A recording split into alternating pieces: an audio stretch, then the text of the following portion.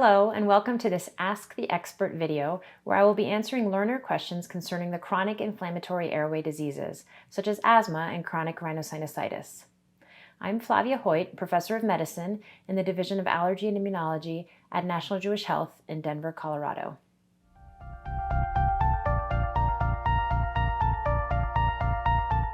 Our first question is, how long should a patient be on a biologic and show a response before tapering the OCS, or oral corticosteroid?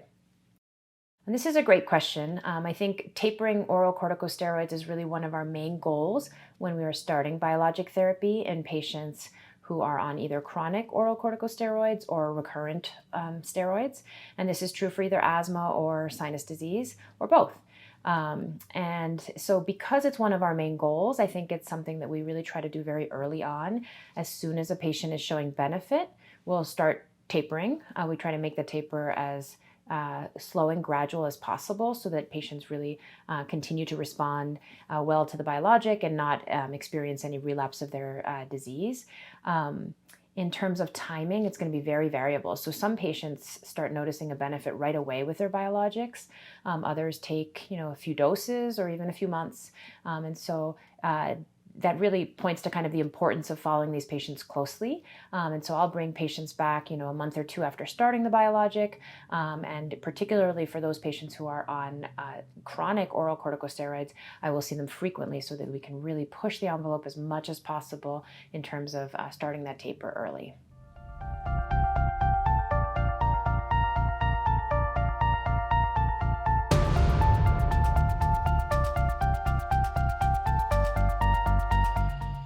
Our second question is, can biologics be discontinued if a patient has a long duration of response or is considered to be in clinical remission?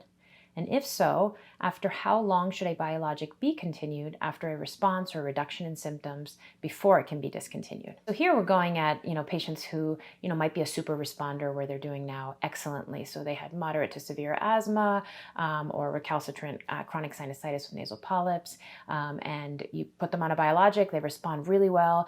And the question is, can we ever get them off the biologic? And if so, when? So it's a great question. I don't think we have data really to answer this in an evidence-based manner. I think that we know that in a lot of the phase 3 trials, when the biologics were taken off, that disease would come back. And so these biologics are not really considered disease modifying per se, they're really more disease controlling.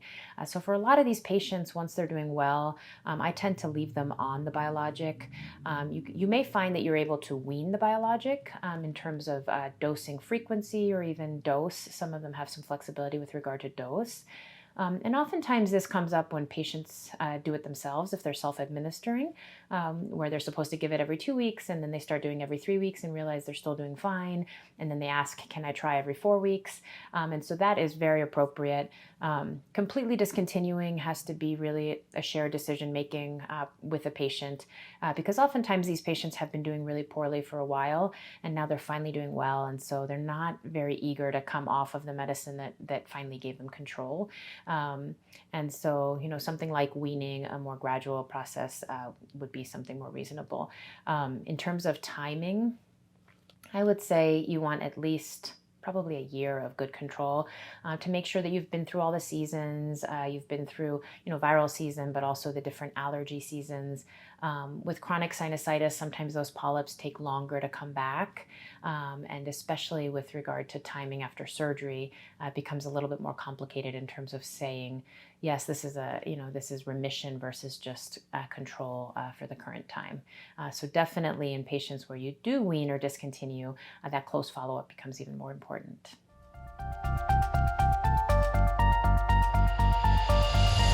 And our third question is, where does NSAID exacerbated respiratory disease or aspirin exacerbated respiratory disease fit into the unified airway model?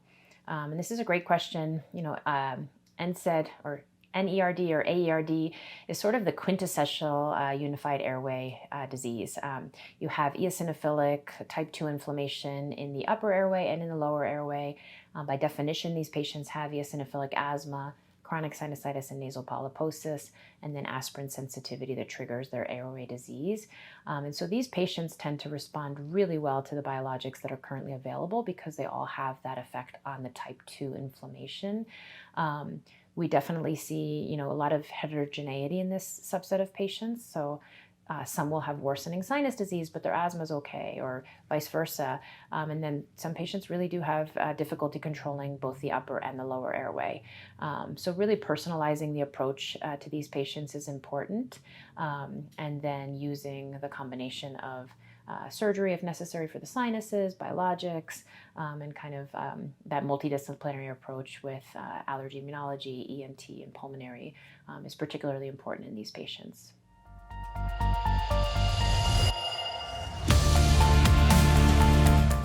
Question 4, how do you balance FESS or sinus surgery versus biologics for recalcitrant disease?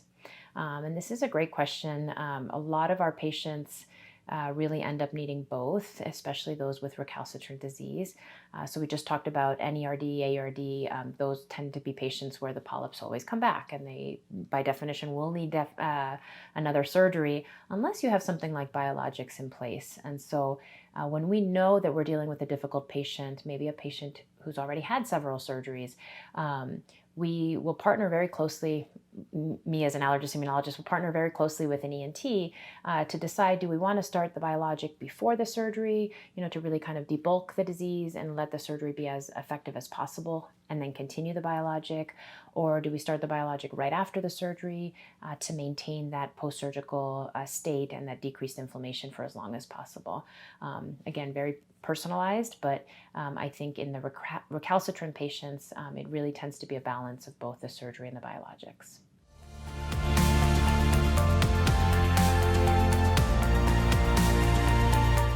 And our last question is, when would you recommend to a patient with CRS to see an ENT?